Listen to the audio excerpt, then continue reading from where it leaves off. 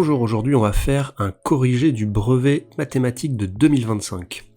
Alors cette vidéo peut aussi servir comme entraînement au brevet, il suffira de mettre en pause après chaque question, vous pourrez tenter de faire l'exercice et ensuite voir la correction. On dispose d'une urne A contenant 6 boules numérotées et d'une urne B contenant 9 boules numérotées. Les boules sont indiscernables au toucher. Première question, on tire une boule dans l'urne A. Quelle est la probabilité d'obtenir un nombre pair ? Alors nous avons dans l'urne A 4 boules paires, 10, 12, 24 et 30. Lorsqu'on tire une boule au hasard, nous avons 4 chances d'avoir une boule paire sur le nombre total de boules, qui est 6. Donc 4 sur 6, et en simplifiant par 2, on obtient 2 sur 3. Deuxième question, on tire une boule dans l'urne B. Justifiez que la probabilité d'obtenir un nombre premier est de 1 tiers. On regarde quels sont les nombres premiers dans l'urne B. Pour rappel, un nombre premier n'est divisible que par lui-même et par 1. Nous avons 5, 17 et 21. Quand on tire une boule, on a 3 chances sur 9 d'avoir un nombre premier. Et en simplifiant par 3, on a bien 1 tiers. Troisième question, quelle urne contient le plus grand nombre de boules dont le numéro est un multiple de 6 ? Alors on regarde, dans l'urne A, il y a 12, 6 x 2, 24, c'est 6 x 4, et 30, c'est 6 x 5. Dans l'urne B, il y a 6, évidemment, 18, qui est 6 x 3. Donc l'urne A contient plus de boules, ayant un multiple de 6. Quatrième question, on tire une boule au hasard dans l'une des urnes. Démontrez que la probabilité d'obtenir un nombre supérieur ou égal à 20 est la même quelle que soit l'urne choisie. Alors on identifie dans l'urne A que nous avons deux valeurs supérieures à 20, c'est 24 et 30. Donc la probabilité d'obtenir une boule supérieure à 20 est de 2 sur 6, et en simplifiant par 2, 1 tiers. Dans l'urne B, nous avons 3 valeurs supérieures à 20, 21, 22 et 25. La probabilité est donc de 3 sur 9, et en simplifiant par 3, on a aussi 1 tiers.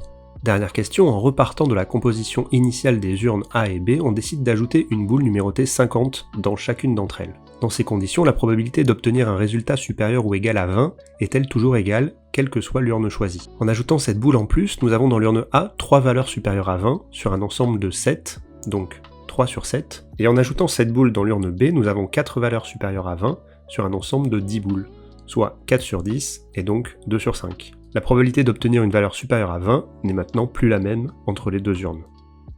Deuxième exercice. Les professeurs d'EPS proposent aux élèves un aquathon, course à pied et natation. Le parcours est représenté par ACDEB avec le départ au point A et l'arrivée au point B. On a les points ACB qui sont alignés et les points ADE qui sont alignés. ADC est un triangle rectangle en A et on nous donne quelques longueurs. Première question, justifiez que AD est égal à 200 mètres. Nous avons la longueur AE qui vaut 50 et la longueur DE qui vaut 250. AD est donc égal à AE moins DE. Donc 250 moins 50, soit 200. Deuxième question, calculez la longueur CD. Pour calculer la longueur CD, qui apparaît en jaune, nous allons pouvoir utiliser le théorème de Pythagore dans le triangle rectangle ACD. Pythagore nous dit que CD au carré est égal à AC au carré plus AD au carré, soit CD au carré est égal à 480 au carré plus 200 au carré, ce qui nous donne CD au carré est égal à 270 400, et la racine carrée de ce nombre est 520. CD est égal à 520. Troisième question, les droites CD et BE sont-elles parallèles ? Pour ça, nous allons utiliser la réciproque du théorème de Thalès. Nous avons AC sur AB, qui est égal à 480 sur 600, soit 0,8, et AD sur AE, qui est égal à 200 sur 250, soit aussi 0,8. D'autre part, dans l'énoncé, on nous dit que les points ACB et ADE sont alignés dans le même ordre. Nous pouvons en conclure que d'après la réciproque du théorème de Thalès, les droites CD et BE sont bien parallèles. La mesure de l'angle ACD est-elle supérieure à 20 degrés ? Pour calculer ça, nous allons utiliser la trigonométrie. Le plus simple est d'utiliser la tangente de l'angle, qui est égale au rapport du côté opposé sur le côté adjacent. C'est des longueurs connues, nous avons donc tangente de l'angle ACD qui est égale à AD sur AC, soit 200 sur 480. On passe le tangente de l'autre côté de l'égalité, en devenant arc-tangente de 200 sur 480 qui est à peu près égal à 22,6 degrés. On aurait pu tout aussi bien utiliser le sinus ou le cosinus car nous avons aussi calculé la longueur de l'hypoténuse dans une question précédente, mais c'était un peu plus risqué. L'angle ACD est donc bien supérieur à 20 degrés. La dernière question demande si le parcours est validé. Eh bien oui, car CD et BE sont parallèles et l'angle ACD est supérieur à 20 degrés. Ensuite, concernant l'épreuve de natation, il s'agit de nager une distance de 200 mètres. Voici le temps de 9 élèves, qui vont de 5 minutes 30 à 6 minutes 40. La première question, quel est le temps médian de cette série ? La médiane, c'est le milieu d'une série, c'est-à-dire c'est la valeur à partir de laquelle il y a autant de valeurs au-dessus que en dessous. Ici, il y a 9 valeurs, donc pour la quatrième valeur, 6 minutes, il y a 4 temps au-dessus et 4 temps en dessous. C'est donc 6 minutes la valeur médiane. Ensuite, un poisson rouge nage à la vitesse de 5 km/h. Nage-t-il plus vite que l'élève le plus rapide? Alors on va calculer la vitesse de nage de l'élève le plus rapide. Il a parcouru 200 mètres de natation en 5 minutes 30, ce qui fait 330 secondes. Une minute comporte 60 secondes, donc 5 fois 60 égale 300 secondes, plus les 30 secondes, 330 secondes. Pour obtenir sa vitesse, on divise la distance par le temps, soit 200 divisé par 330, qui est à peu près égal à 0,61 mètres par seconde. On va passer ça en km/h. Tout d'abord, il faut savoir que dans une heure, il y a 3600 secondes, 60 minutes fois 60 secondes. Ensuite, si tu parcours 0,61 mètres chaque seconde, en 3600 secondes, tu feras 0,61 fois 3600, 2196 mètres par heure. Pour passer les mètres en kilomètres, on divise par 1000, soit 2,2 km par heure. L'exercice suivant est un QCM. Première question, le prix de 3 melons est de 8,40 €. Combien coûte 5 melons? On calcule le prix d'un seul melon, soit 8,40 € divisé par 3, 2,80 €, et on multiplie par 5 pour avoir le prix de 5 melons, soit 14 €. C'est donc la réponse C. Deuxième question, quelle transformation permet de passer de la figure 1 à la figure 2? Alors ça ne peut être ni la réponse A, B ou C, car aucune de ces transformations ne permet un effet miroir de la figure. On ne peut pas obtenir la figure 2 juste en appliquant des rotations ou des translations à la première figure. C'est donc une symétrie axiale. En dessinant l'axe, on peut virtuellement plier la feuille selon cet axe jaune et voir que les deux figures vont se superposer. C'est donc la réponse D. Troisième question, un article coûte 350 €. Son prix augmente de 20%. Quel est son nouveau prix? On va appliquer une augmentation de 20% sur le prix. On calcule le montant de l'augmentation, soit 350 multiplié par 0,2, qui fait 70 €. Donc le nouveau prix sera 350 plus 70, 420 €. C'est la réponse A. Quatrième question, quelle est l'aire du triangle rectangle ABC? La formule de l'aire d'un triangle est la base fois la hauteur divisée par 2. Ici on peut utiliser AB ou BC comme base et comme hauteur car le triangle est rectangle. On a donc 6 multiplié par 4,5 divisé par 2, soit 13,5 cm².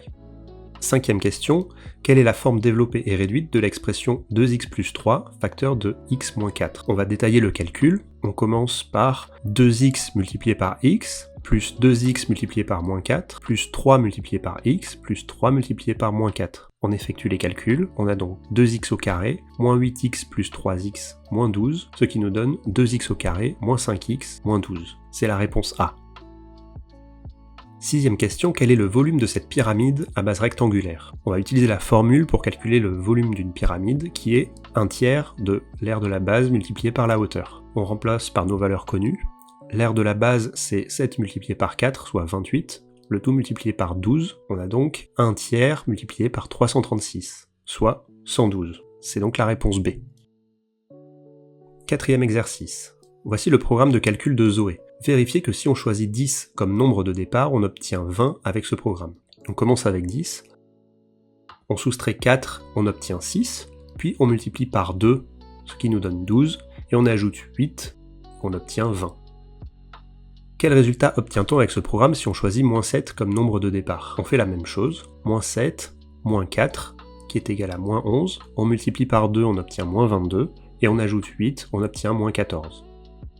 Zoé prétend que son programme est magique, car quel que soit le nombre choisi, le résultat est toujours le double du nombre de départ. A-t-elle raison? Eh bien, on pose x le nombre de départ, on lui soustrait 4, on multiplie le résultat par 2, puis on ajoute 8. On développe et on obtient 2x moins 8 plus 8, soit 2x. On a bien toujours 2 fois le nombre de départ. Nous avons le programme de Fred. Démontrer que si le nombre de départ est x, le résultat obtenu avec le programme de Fred est 20x plus 50. Alors en partant de x, on le multiplie par 4, ensuite on ajoute 10, et on multiplie le total par 5. On a donc x multiplié par 4, plus 10, le tout fois 5, donc 4x plus 10 fois 5, ce qui nous donne 20x plus 50. Quel nombre faut-il choisir au départ pour obtenir 75 avec le programme de Fred? Alors on regarde quand est-ce que 20x plus 50 est égal à 75. On passe le 50 de l'autre côté, donc 20x égale 75 moins 50, donc x est égal à 25 divisé par 20, et donc x est égal à 1,25. Constatant que son programme n'a rien de magique, Fred souhaite le modifier afin que le résultat soit toujours 20 fois plus grand que le nombre de départ. Recopier et compléter sur la copie la 6ème ligne du programme pour que ce soit le cas. Alors pour que le nombre en sortie soit 20x, il faut donc soustraire le 50 que nous avons dans la formule en trop. 5e exercice, un garage propose deux options au client. Option achat, prix d'achat de la voiture 22 400 € et une assurance obligatoire de 75 € par mois. Et une option location, 425 € par mois, assurance comprise. L'objectif est de comparer ces deux options. Montrez qu'avec l'option achat, la dépense à la fin de la première année est de 23 300 €. On fait le calcul, donc 22 400 € pour le prix d'achat de la voiture et 75 € par mois donc pendant 12 mois, ce qui nous donne 23 300 €. Après 36 mois, calculez l'économie réalisée par le client s'il choisit l'option location. Alors on calcule l'option d'achat tout d'abord, donc 22 400 plus 75 multiplié par 36 mois, donc 22 400 plus 2700, soit 25 100. On calcule avec l'option location, on a 425 multiplié par 36 égale 15 300. En soustrayant les deux, on obtient que l'économie est donc de 9 800 €. Afin de comparer les dépenses correspondantes à ces options, le client a réalisé le tableau suivant à l'aide d'un tableur. Quelle formule doit être saisie dans la cellule B3 qui, étendue jusqu'à la cellule F3, permet de compléter le tableau? La dépense en option location est égale au nombre de mois, donc ce sera la cellule B1, le nombre de mois multiplié par 425. On souhaite maintenant modéliser les deux options précédentes par des fonctions. On note x la durée écoulée en mois depuis la livraison de la voiture. La fonction g permettant de calculer la dépense correspondant à l'option location peut s'écrire sous la forme g de x égale 425x. Déterminer l'expression de f de x permettant de calculer la dépense correspondant à l'option d'achat. Nous avons 22 400 plus 75 multiplié par x, le nombre de mois. Dernière question, nous dessinons les deux fonctions qui représentent les dépenses en fonction des mois pour les deux options. Il faut déterminer à partir de combien de mois l'option d'achat est la plus avantageuse. On voit sur le graphique que la courbe bleue passe en dessous de la courbe verte à partir de 64 mois. Voilà, j'espère que le brevet s'est bien passé pour toi. N'hésite pas à poser tes questions dans les commentaires et abonne-toi. Rendez-vous pour une prochaine vidéo.